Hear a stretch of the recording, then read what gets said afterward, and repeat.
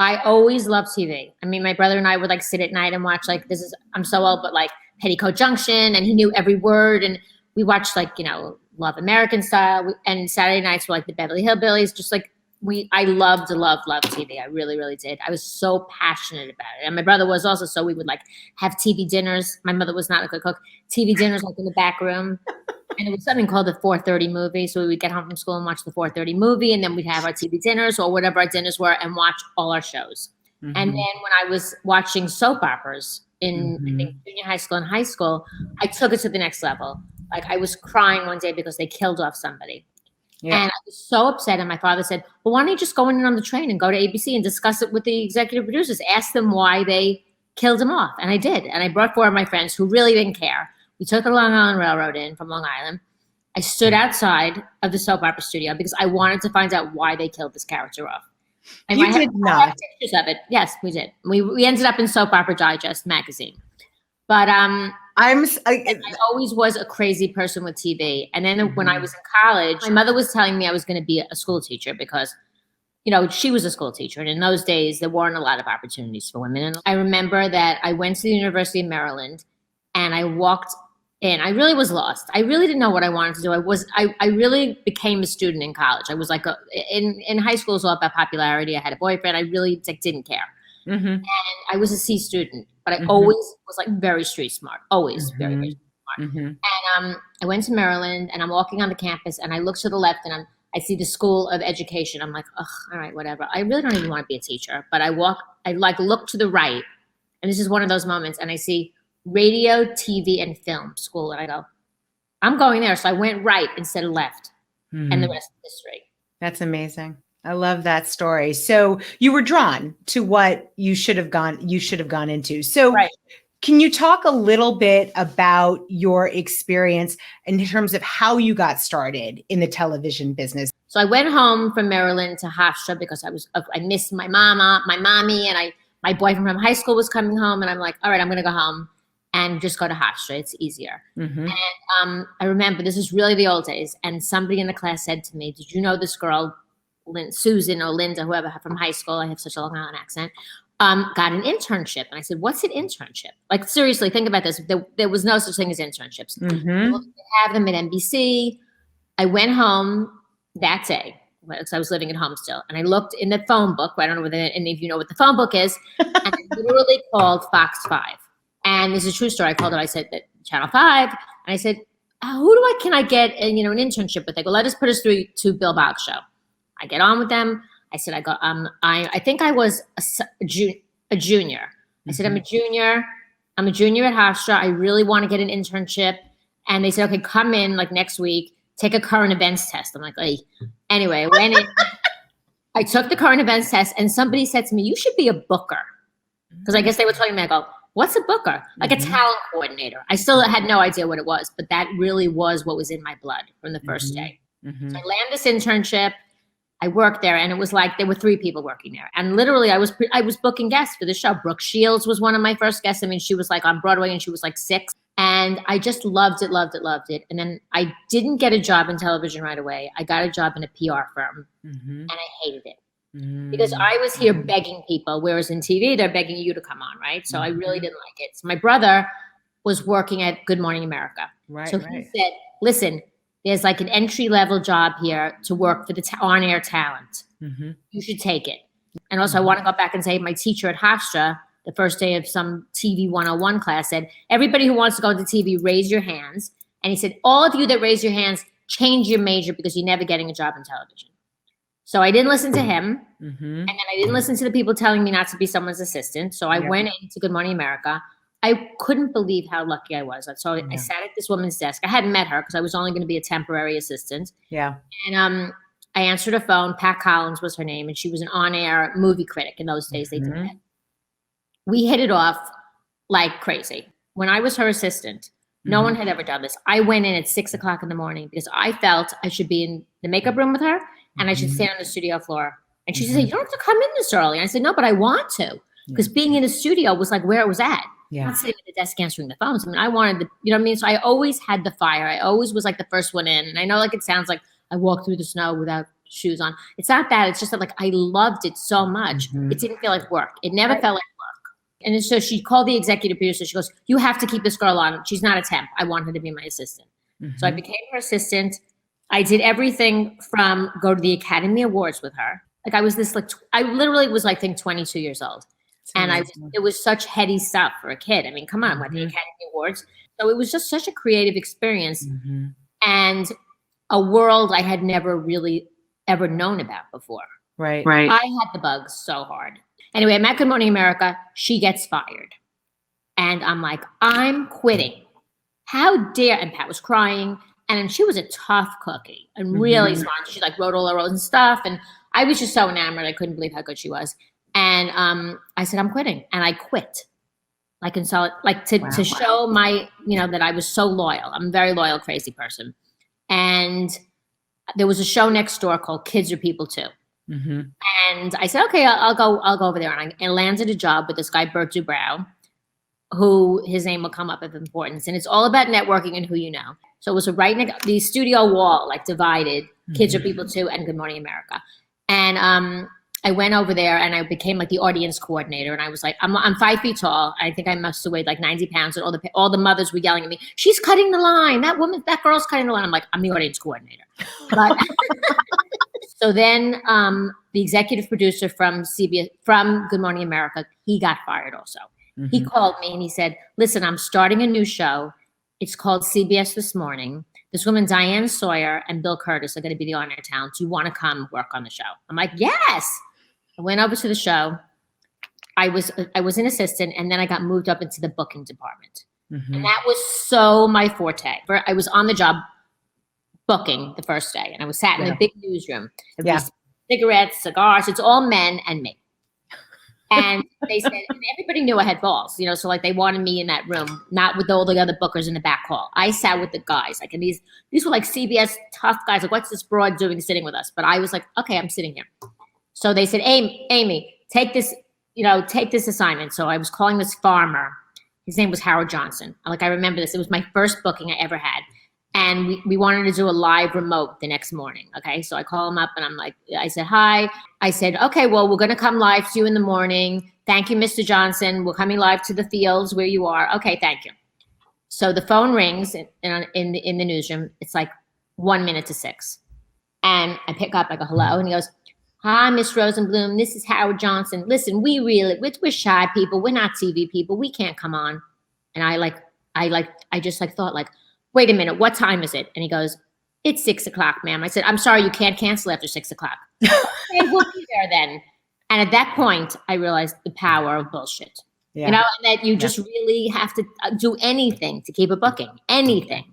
Right. And from there, I became like this legendary booker who I was doing things before people would do, sleeping at strangers' houses.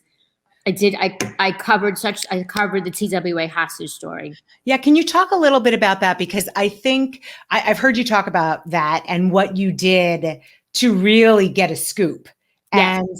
And it's again, just goes back to the street smarts you mentioned earlier. And I do think that there are so many people who don't peak in terms of their ability when going through elementary and high school, right? Or even college, they get out there and it's like, well, what do I do? I tell you, I mean, I walked into CBS. First of all, CBS News is scary, right? Because it's CBS News. Right. And Walter Cronkite, and here I am, a C student, and everybody around me went to Harvard, Yale. And I was like, well, I didn't go to an Ivy League school. And once they find out, no one's going to like me. And I'm not as smart as they are, but no one had the balls that I had. And they were like, Amy, I can't believe how good you are at this. Like, By the way, I want to just interject one thing. Okay. Amy, I think you're not giving yourself credit because I've heard you talk about this story and it requires smarts. It's not balls, it's smarts. Okay, no, I have street smarts. I thought differently than everyone else. Yes. I did. Yes. So what happened was the hostages were returning. They were either going to come to Paris or that's where we went. So they flew us all to Paris. I stayed at the hotel, like the most expensive hotel they put us up. This was the good old days when networks had money. Okay. So I'm like in this gorgeous room in Paris and knock at the door in the morning. Hurry up. We're all going to Frankfurt. The hostages are coming to Frankfurt, Germany. We have to get going. So I was working with this other girl, Jude. We were from the morning news. Everybody else was with Dan Rather on the evening news. There's always a system, right? So like the cult system. So Dan Rather was like, everyone was so smart, and the dummies worked on the morning news, and they were like so mean to us. We were like the stepsisters, that the morning news didn't have like the whatever it has, right? Cachet that it has now. So we get to this like airport, Frankfurt, and they have a plane that they charter. Now think about this: I'm 98 pounds, right? 5 feet tall. She must have weighed 101. They said the two of you can't come on the plane. It's too heavy. The plane is too heavy, and there were like 30 of them. From CBS News, from Dan Rather. Okay, and they're all like, Dan Rather, and you two are morons, and you're with the morning news. Forget your bookers, so low, blah, blah, blah. This guy, I don't even know how I got on a plane with someone. I don't even know who he was. He offered to take Jude, she was a girl, Jude and me, to Frankfurt. I got on a plane. I have no idea who he was. I don't even know whether he knew I could be dead. I don't even know how he flew. The plane was like open. Anyway, you couldn't complain back in those days. So we get to Frankfurt, working out of the airport, out of the offices at the airport. And they said, okay, we're all working, and they're ignoring Jude and me. So I said to Jude, we should go see what hotel that's really nice is near the hospital, because I have a feeling that they're going to come to there. So I went up to the front desk with Jude, and I said, hi, we're with TWA, and we just want to make sure. So this is where the hostages' families are coming, right? They go, yeah, they'll be here like in an hour. I said, okay, just wanted to make sure. And also, can you tell us the rooms that they're in? Because I want to put notes under their door welcoming them home. And my notes were, of course, hi, I'm Amy Rosenblum. I'm with CBS This Morning. We'd love to have you on. And I couldn't believe that I got all this information. I called the bosses at headquarters at the Frankfurt airport, little Pisha Amy. Now, this was like a big deal to get these people first, right? I said, I'm telling you, the families are coming to this hotel. They're coming here first. They're not going to the Frankfurt airport. Amy, if you're wrong, do you understand? You're going to ruin Dan Rather's news broadcast. Okay. Do you understand this? And I was, this like, here I am, like, I'm a PR person with TWA. P.S. They bring all the camera crews over there. I was like shitting in my pants. I'm like, I'm going to kill myself if I screw this up. Right. And all of a sudden I remember being outside, the crew's ready. I'm standing next to Dan Rather. And I have to have been like 25. I think I was like 25 at this point. Okay. Imagine the responsibility of like the network is on me. And all of a sudden, this big bus comes driving up the driveway with all the hostage families. I was so happy. I remember running in. Say hi to Dan Rather. Say hi to Dan Rather. From the minute I got off the bus, I'm like chasing them. And then I knew they were going to go over and do the interviews. So I said to all the wives, let me hold your pocketbooks so you don't have to hold everything. So I brought all their pocketbooks with me over to the CBS News setup. So when they went over there and they saw their husbands for the first time, of course they wanted to find their pocketbook. So come over to CBS This Morning. So Good Morning America and the Today Show, which were the number 1 and number 2 shows, were like freaking out. Why are they going to CBS This Morning first? Yeah. So like I said, it was common sense, and it was chutzpah, and it was just thinking differently than everyone else thought. But I have to tell you, so much of what you're saying, it just harkens back. I went to school. I went to undergrad in New York City, and I interned at ABC because I thought, as I said before, my dad used to call me TV Eyes. I thought, oh, maybe I want to go into TV. So I interned at ABC. I interned for the Good Morning America show. And I interned at the time, it was Live with Regis and Kathy Lee. And it's so funny. You're talking about these people and you're saying their names, and it's just throwing me back. You've had such a tremendous impact. I'm like on fire. And I ended up marrying one of the vice presidents there. I got permission. Both of us were single. It was nothing, scandalous. No scandal. I had some other scandals, but it wasn't that. Well, this wasn't one of them. And so I had a baby, and I got home for 6 months, and I'm a workaholic. I have to go back to work. God bless women who stay home, but I was better at work than I was as a stay-at-home mom. Anyway, go back the first day. They go, okay, there's a riot in Atlanta. We're putting you on the first plane. I said, I can't go. Like, personality had changed because I don't want to leave my baby. So somebody said, Joan Rivers starting a talk show across the street. So Ted says, just send your resume. So when she saw someone from CBS News, she said, hire her. I went over my first show. I prepped, like I was crazy. I prepped everything. And also I remember being in the shower. This is something people can think about when you pivot, especially all of us pivoting. And I was in the shower the morning I was going to Joan Rivers, and I said, I can't believe I'm giving up CBS News to do this talk show. Like, is this like a step down? Mm-hmm. Little did I know how big my career was going to get in the talk show world. Anyway, Joan and I hit it off. My last name is Rosenblum. She goes, Rosenberg, I like you. That was her married name. Anyway, she wanted me to be the executive producer of her show. And I was like, I really didn't feel I was ready to be an executive producer. And I always waited to be, I was not one of these people who went into something when I really wasn't ready. I probably could have done it, but I didn't want to let her down. So I got pregnant with Brett, went home, and now Bert Dubrow, who was the one whose phone I was answering at Kids Are was the executive producer of Sally. Now I had stayed in touch with him. Network, everybody. He calls me up and he says, I had the baby like literally 3 weeks ago. And he said, I really need you. There's this new show called Maury Povich, not the one that I ended up taking up. It was like a very PG show at Paramount. And he goes, everyone's leaving. I really need you. Just come for like 7 weeks. That's all. So this was 1 hour programming. And it was like I was petrified because, and here I had done like the hostages. What the hell was I scared of 1 hour programming, And I ended up being the senior producer. And then I ended up being the co-executive producer. Yeah. And one day, out of the clear blue sky, these two sisters started fighting. You know what a bitch is? I'm looking at one, fuck you. I'm like, oh my God, I'm going to get fired. And the senior producer at the time, I wasn't senior producer, went like this to me.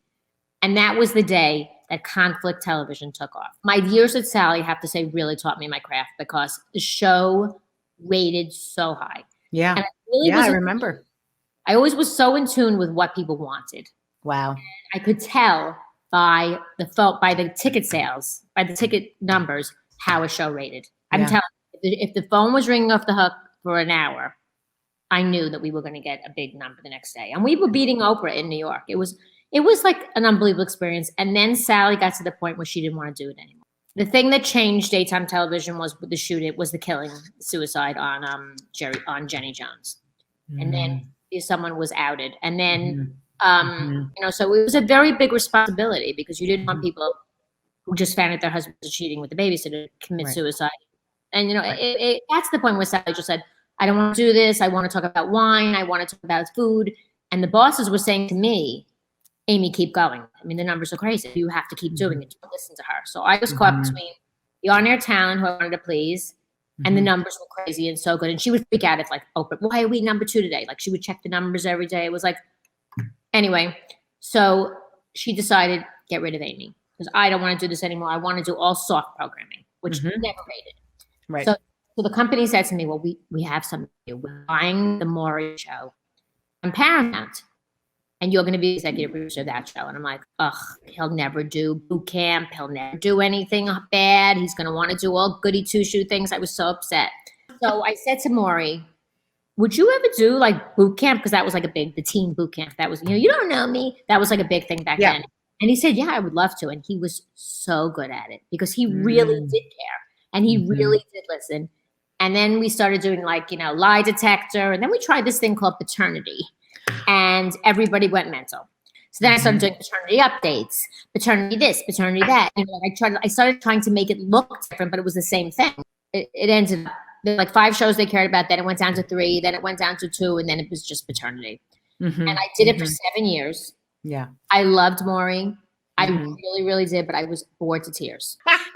So anyway, I'm out in LA, and I'm giving a speech about this show and another show I was working on, and this guy Jeff Zucker heard me giving a speech and talking about the shows and blah, blah, blah, and characters and storytelling and all this sort of stuff. And Mark Victor, who was like my number 2, was on the floor next to him. And he heard Jeff say to someone, I want to talk to this girl. I love her. I love her personality. I love her attitude.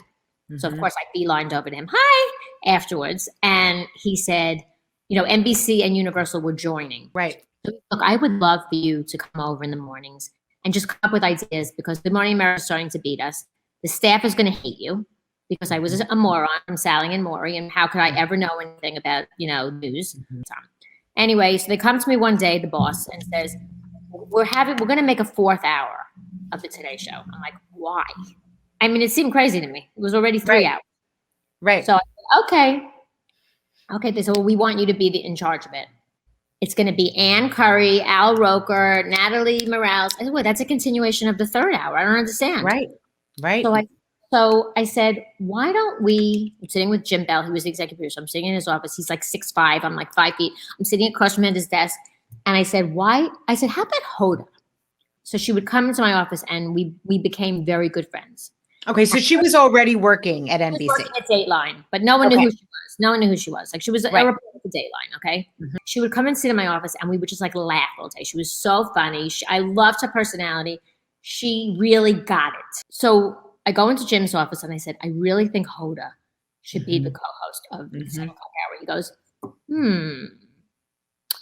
well, why don't we go upstairs to Jeff Zucker's office and you can tell him. I said to Jeff, what about Hoda Kotb? Joining them. It was going to be joining them, but I said, she's so good. And he goes, I don't see it.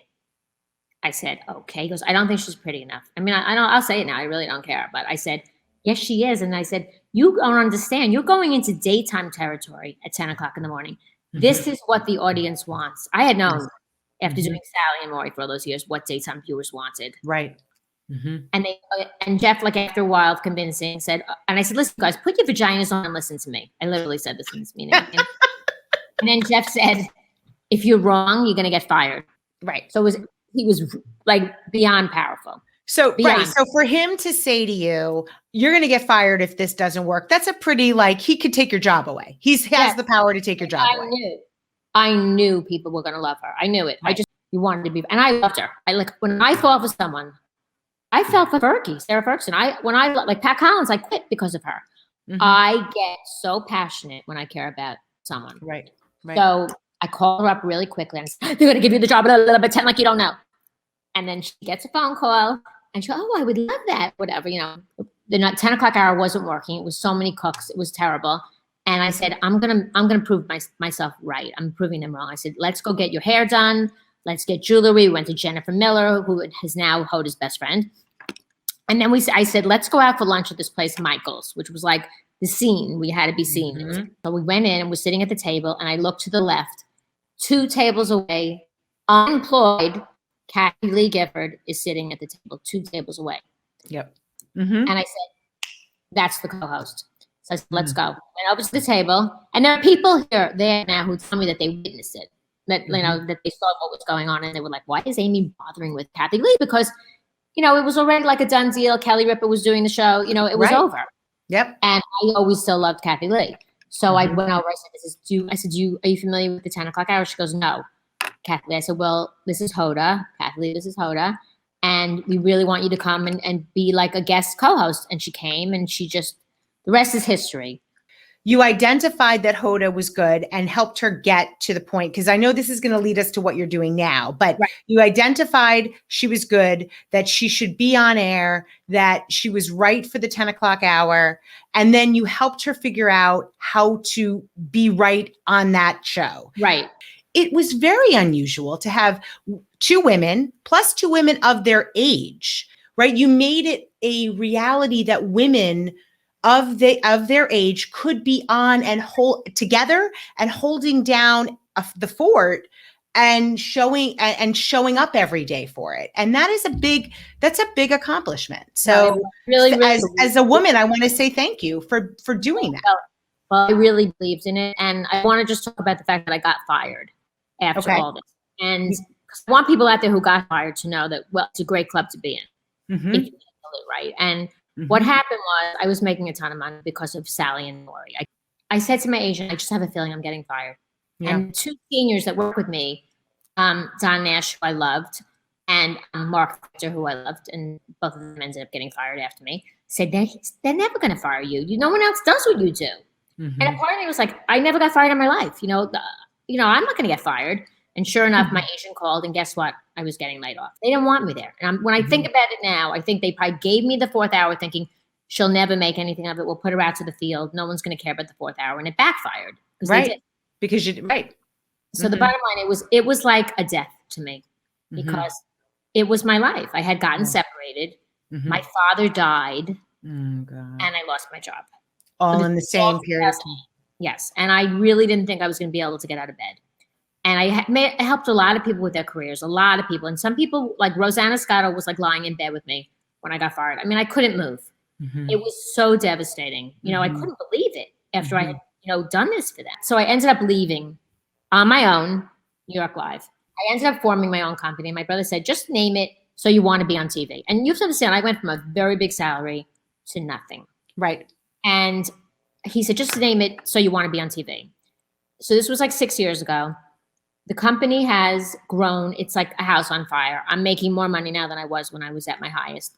It's because I really do understand what you need to do. You have this ability, right? You have so many skills and in teaching, because I'm not good in math. But that's okay, because you know what you did, Drew, who I've heard you talk about before, she is the person you brought in to be your right hand, who's now helping run your business. Right. She is filling that's what we all need to do. Find the people, be real with ourselves about what we're good at and what we're not good at, and then find people to round out.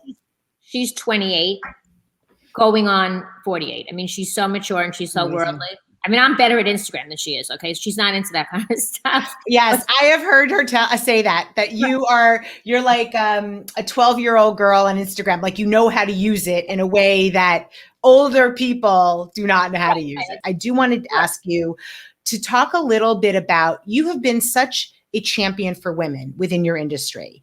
And maybe you didn't state, oh, I'm going to be a champion for women, but your actions, right? Your actions have spoken, and you have been a champion for women in your industry.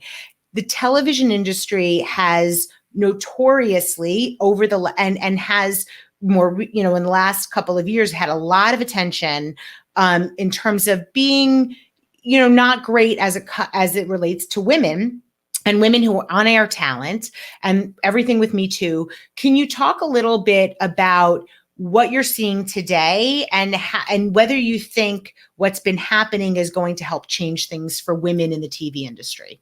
Well, first of all, for me, I always, it started with Pat Collins. I quit, when she got hurt, I quit. I mean, I have a crazy loyalty thing, which is also great. That's why I was so hurt by getting fired. Yeah. To this day, I've seen people get fired, women get fired in the industry, and I've reached out to them. Say, don't worry, you're going to be okay. You really will be okay, because I know what it feels like. Yeah. So I think that the world of that has changed, and women aren't taking the abuse that they did in the old days or recently. Yeah. So I think it's all good. Very, very good. So you see the momentum going in a positive direction, and you think that this is going to be sustainable. You feel like, yes, there's a lot of attention. I'm much happier being an entrepreneur. If I hadn't had my experience with all the TV shows, I would never know how to do this. Right.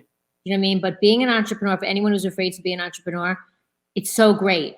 It really is. I mean, I love it. And I'm working just as hard. I mean, I want to make sure people know how to find you, how to follow your story, because you have I started following you on Instagram, and I love what you share. And I think for anybody who's listening who might be interested in getting onto television, as you know, we work with a lot of female influencers and creators who are amazing.